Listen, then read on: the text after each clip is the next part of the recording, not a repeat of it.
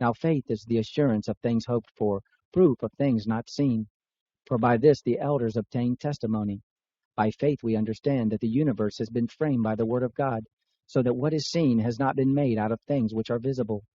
By faith Abel offered to God a more excellent sacrifice than Cain, through which he had testimony given to him that he was righteous, God bearing witness with respect to his gifts, and through it he, being dead, still speaks.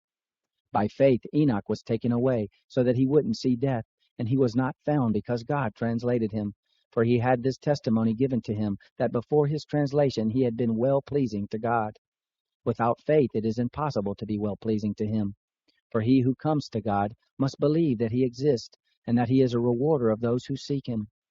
By faith Noah, being warned about things not yet seen, moved with godly fear, prepared an ark for the saving of his house, through which he condemned the world and became heir of the righteousness which is according to faith.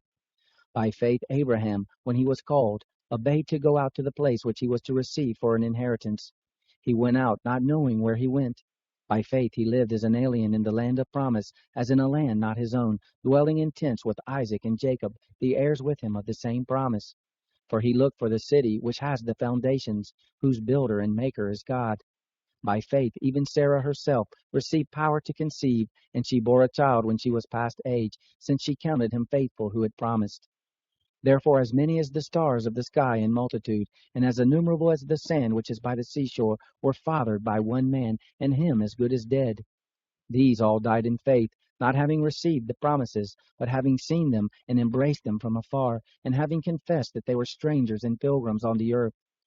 For those who say such things make it clear that they are seeking after a country of their own. If indeed they had been thinking of that country from which they went out, they would have had enough time to return. But now they desire a better country, that is, a heavenly one. Therefore God is not ashamed of them, to be called their God, for he has prepared a city for them. By faith Abraham, being tested, offered up Isaac. Yes, he who had gladly received the promises was offering up his one and only son, even he to whom it was said, "In Isaac will your seed be called," accounting that God is able to raise up even from the dead. Figuratively speaking, he also did receive him back from the dead. By faith Isaac blessed Jacob and Esau, even concerning things to come. By faith Jacob, when he was dying, blessed each one of the sons of Joseph, and worshipped, leaning on the top of his staff. By faith Joseph, when his end was near, made mention of the departure of the children of Israel, and gave instructions concerning his bones. By faith Moses, when he was born, was hidden for 3 months by his parents, because they saw that he was a beautiful child, and they were not afraid of the king's commandment. By faith Moses, when he had grown up, refused to be called the son of Pharaoh's daughter, choosing rather to share ill treatment with God's people than to enjoy the pleasures of sin for a time, accounting the reproach of Christ greater riches than the treasures of Egypt, for he looked to the reward. By faith he left Egypt, not fearing the wrath of the king, for he endured, as seeing him who is invisible. By faith he kept the Passover and the sprinkling of the blood, that the destroyer of the firstborn should not touch them. By faith they passed through the Red Sea as on dry land. When the Egyptians tried to do so, they were swallowed up.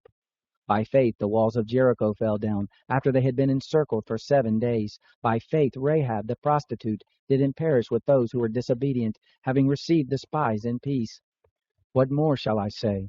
For the time would fail me if I told of Gideon, Barak, Samson, Jephthah, David, Samuel, and the prophets, who through faith subdued kingdoms, worked out righteousness, obtained promises, stopped the mouths of lions, quenched the power of fire, escaped the edge of the sword, from weakness were made strong, grew mighty in war, and turned to flight armies of aliens. Women received their dead by resurrection.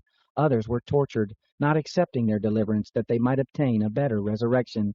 Others were tried by mocking and scourging, yes, moreover, by bonds and imprisonment. They were stoned, they were sawn apart, they were tempted, they were slain with the sword. They went around in sheepskins and goatskins, being destitute, afflicted, ill-treated, of whom the world was not worthy, wandering in deserts, mountains, caves, and the holes of the earth. These all, having had testimony given to them through their faith, didn't receive the promise, God having provided some better thing concerning us, so that apart from us they should not be made perfect.